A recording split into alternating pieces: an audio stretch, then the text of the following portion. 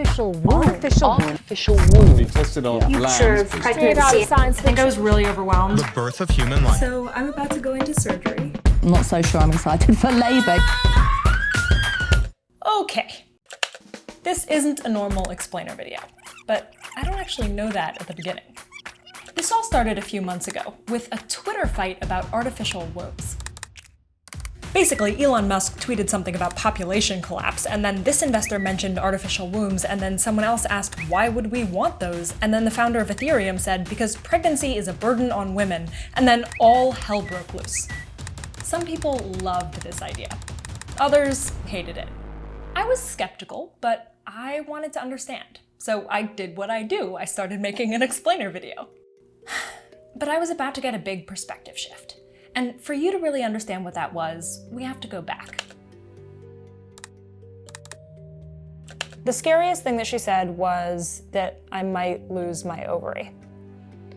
This is me finding out, in the middle of making a video about artificial wombs, that I needed to have surgery in order to preserve my ability to have kids. Suddenly, the thing that I was researching and my actual life collided. Are you ready? Yes.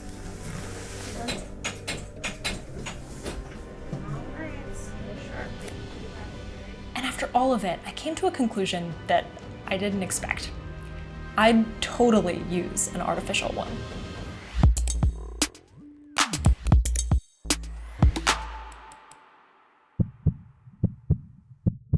What? I'm having my mind blown. This is Dr. Jacob Hanna, and this is his artificial womb for mice. So I definitely see the heartbeat. Where do I see the head and the legs? The head is on the other side. So if you look at the other... This moment is wild. Dr. Hanna and his team have done something that no one has done before. Until our study, you can grow mouse embryos until what's called the blastocyst, outside the uterus. Nothing new. We've been growing human embryos to this early stage since the 1970s. It's the basis of IVF, where doctors remove eggs from a person's ovary, fertilize them with sperm in a lab, and then place the embryo back into the uterus. But Dr. Hanna's team was focusing on the next phase, when nearly all organs are formed. What they wanted to know was, is it possible to do that outside of a uterus? It was always thought that the uterus is absolutely essential to induce the shape and the correct formation of these organs. But they proved, for the first time, that yes, this critical part of mammal development can happen in an artificial environment. This is a major leap, but this headline is a bit of a leap too. We're nowhere close to artificial wombs for humans. For one thing, Dr. Hanna's study covers just one small part of what needs to happen to get from embryo to baby. There are other studies. You might have heard about this famous one with a lamb. The video is kind of terrifying. They basically took it about like 2/3 of the pregnancy and grew it in a month outside. So this is long after the organs were formed. But it is interesting. But in general, the quest for artificial wombs doesn't look like one big new technology that changes everything. It looks like the slow movement of science. A few weeks here, a new study there, and we're only beginning to put the pieces together. I doubt that we'll see anything like this in our lifetimes. And lots of people are just fine with that. Very easy to be led off track by the slightly matrix nature of this technology. Lots of concern for the idea of science being so involved in reproduction. If technology replaces traditional pregnancy and childbirth, then who controls its use? So I have been deep in this debate, and it really boils down to whether or not you think this, if we could do it, does more harm or more good. So on the side of more harm, you might think this is a big distraction. There is way more important stuff that we should be investing in right now to make life easier for parents. Parental leave, affordable childcare, and in the US at least, we don't. Or you might think artificial wombs can be used for terrible things, like to control how people have kids or to breed babies. This means that you can manufacture children in factories. Or you might think pregnancy is important and special. We could never replicate that connection with technology, and we shouldn't try. If you are frightened of an artificial womb replacing you, we got some competition now. There's going to be a dispute about natural birth versus artificial birth. Or on the more good side, you might think pregnancy is a risk. Childbirth kills 800 women around the world every day. Or you might think pregnancy holds women back. There's evidence to suggest that the wage gap is mostly a motherhood penalty, and though policy changes could also help change that, technology could help too. Or you might say bearing children is painful. On surveys, roughly 30 to 45% of women say childbirth was traumatic. An artificial womb is like a dream come true. It's almost like magic. This will change the lives of many people. I feel pretty conflicted. On the one hand, I think it's pretty cool that my body could carry another human being. Probably. I haven't tried. And on the other hand, I think that I want biological kids, but I'm not sure that I want to be pregnant. Push. Push. Keep pushing. I do feel like if men had to, risk their lives and miss months of work and just have more discomfort and do this whole pregnancy thing, then we might have more artificial womb research. I don't know. But all of that aside, here's what I think most people are missing. This whole debate is framed as artificial wombs versus pregnancy, when one, even the most extreme version of this is just as an option. But more importantly, two, it turns out that artificial womb research is crucial in the near term to support pregnancy. There are three big reasons that we need artificial womb research long before the whole artificial womb thing. Number one, we can help more premature babies survive. Just in my lifetime, look at this, we have taken enormous strides here. To do that, we are constantly developing new tools and technologies to help moms and babies, like new kinds of incubators and liquid ventilation. If they get born prematurely, you could put them into the artificial Giving womb. extremely premature babies an opportunity to develop They their could lungs. breathe the fluid, just like that in a could mom. save the lives of premature babies. No matter what you call them, all of these technologies are part of the puzzle that's going to help us let babies grow and survive outside of a uterus. Reason two, growing organs for organ transplants. And I don't mean the kind of never let me go style where you're growing full humans. I mean just growing independent organs. Right now, there are 106,285 people on the waiting list for organ transplants just in the US. That number has gone up since I last checked it. And 17 people die every day waiting for a transplant. But depending on the organ, anywhere from 5 to 40% will actually reject their transplants. This is the problem that Dr. Hannah is actually motivated to solve. Let's say I'm a patient that I have a liver disease. And one day the dream is that I will give a drop of blood and then make some kind of structure that has liver cells and transplant it back. And again, this no need to find donors. The DNA is completely identical, so rejection cannot happen. So this is the holy grail. This is the idea. This is the motivation. His research is teaching us about organ development to get closer to that holy grail and save more people's lives. And three, we still have a lot to learn about human development. It's hard to study humans, or any mammal, in utero. Yes, we have ultrasounds, and we also have procedures that are invasive and only give us snapshots. But none of this is anything like just being able to watch an embryo develop. Hold on, let me find some of these pictures. These are zebrafish embryos, which are used in tons of scientific research for one simple reason. We can look at them. Because the embryo grows outside the uterus, it just grows in the water. Now we can do this for some parts of some mammals' development. That's huge. The uterus for us is a black box. This is very limiting because we don't know what's happening, and we would like to look at the same embryo over time. And now that we can do this in just in front of our eyes outside the uterus, this is possible. All of this is possible. It doesn't even really matter if we get to artificial wombs for humans. Yeah, I changed my mind about that. Here's where things got complicated for me. Well, maybe we have some slightly wrong information. And you can go over all the points that you've gone over with me. I think you really should talk to her longer and again. And it's not surprising, Cleo. This is why. I think I was just... You heard the scary news and it was like, oh my God. The scariest thing that she said was that I might lose my ovary.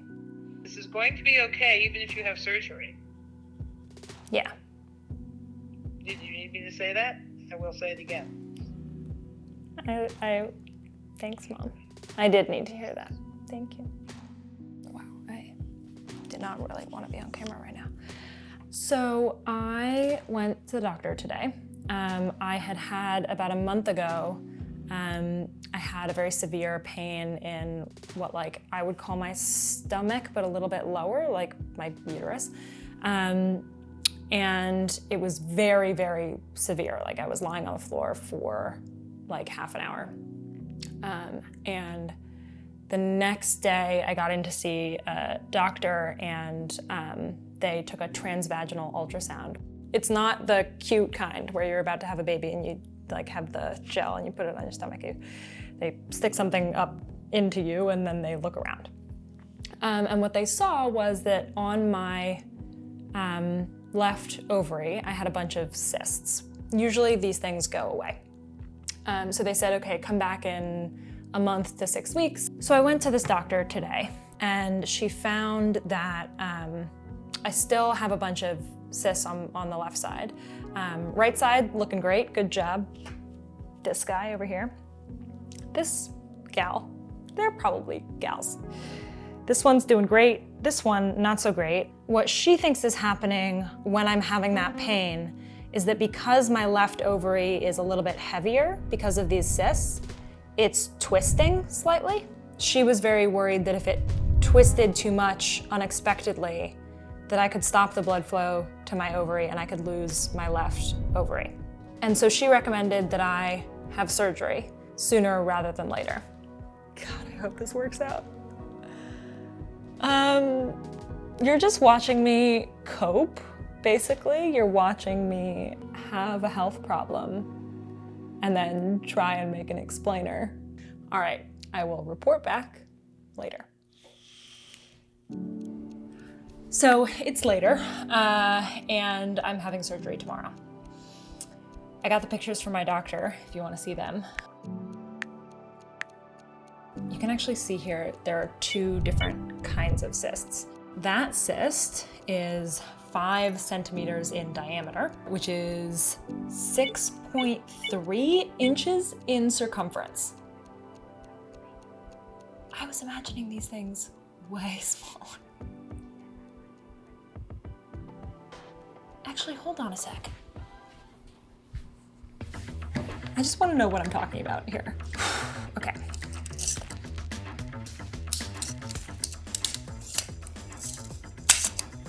This is 5.5 inches. What the f? I have one cyst that's slightly larger than this, and one cyst that's slightly smaller than this, both on the same side on my ovary here. I don't have room for this. So tomorrow they're gonna remove these and that's gonna stop my ovary from twisting. They're gonna go in laparoscopically, which means they're gonna go in through my belly button and 3 incisions that they're gonna make. They seem large to me, but they're small for surgery. They're gonna be about 2 inches, and I'm gonna have some scars from this. And in order to see what they're doing, they're gonna blow me up like a balloon. Don't Google this. You don't need to see this. And then they're gonna remove the cysts, and when they're done, they're gonna deflate me. I'm not looking forward to this. But I also don't want to lose my ovary. So I'm about to go through something pretty painful in order to preserve my ability to bear biological kids. Women go through this all the time. Right now, as I'm recording this, someone is making a much harder decision about their health in order to preserve their ability to have kids. And I gotta say, having even just this happen to me puts into perspective any technology that could help. Here we go. So it's recording now. So I'm about to go into surgery. I've never had general anesthesia before, so I'm feeling kind of nervous, but I know it's gonna happen, and it's gonna be fine. Are you ready? Yes. Look at all my gadgets. All right, see you shortly. Thank you very much. See when you get back, okay?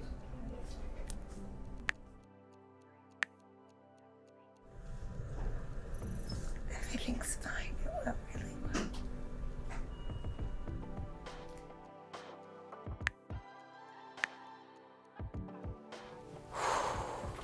Okay. Hi. So it's 2 weeks after surgery, and I'm okay. I'm definitely feeling sore. I am walking like an old person still, but I feel pretty good. I mean, modern medicine is amazing.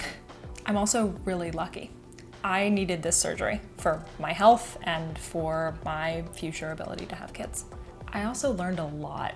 I mean, I didn't really understand how scary it would be to be told that your chance of getting pregnant was at risk.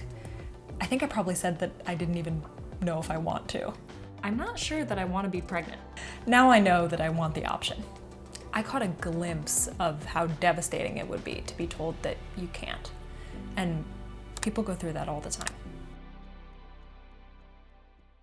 Also, I just went through a not so insignificant surgery and a not totally insignificant amount of pain for the potential privilege for a lot more pain later.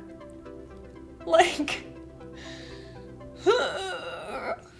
pregnancy is incredibly hard, and we humans have it particularly bad.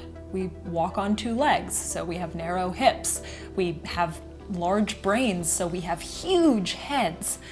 For us, giving birth is a painful and medically complicated process. Labor is like nothing you've ever experienced. My labor at the end of the day was 43 hours long. So I had stitches going out from here this way. My stomach is still, the skin is still stretched out. It looks like crepe paper. From the moment I set foot in the hospital, it was my worst fear come true. My hair loss. Oh my goodness. I'm surprised I'm not bald yet. And because I know this, you have to now also, 2 to 8% of women tear from one hole to the other. What the f***? If you get pregnant yourself, if you adopt, if you use surrogacy, it doesn't matter. Somebody has to go through pregnancy in order for a new kid to exist. And that can be beautiful.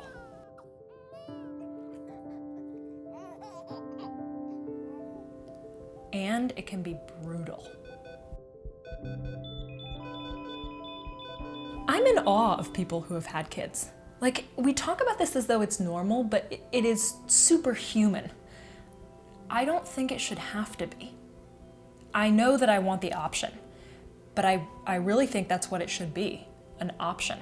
The idea that the only thing between us and a dystopian baby breeding future is the physical discomfort of millions of women a year. Like, really? There isn't any way we could, you know, not do that in other ways or stop it from happening? Like, really? Again, if this were men, we use technology to reduce risk and pain all the time. We set impossible goals. I mean, we sent humans to the moon.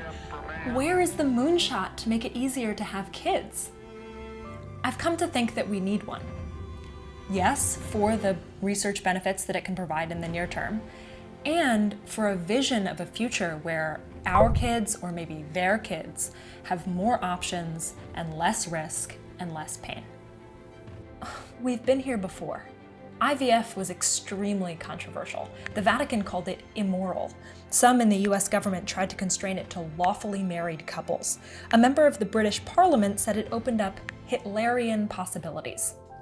But when I was doing this research, I found this quote from a doctor at the time that really clarified things for me. He said, "There is an obligation to relieve suffering when the means to do so are available, or in the absence of the means, to search for the means."